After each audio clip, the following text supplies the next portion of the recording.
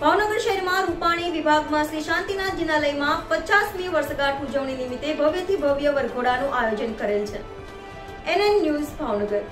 દર્શક મિત્રો, તમારી આસપાસ બની રહેલી અવનવી ઘટનાઓ વિશે જાણવા માટે NN ન્યૂઝને લાઈક કરો, શેર કરો, સબસ્ક્રાઇબ કરો અને બેલ આઇકન પ્રેસ કરો, જેથી આપને નોટિફિકેશન્સ મળતી રહે।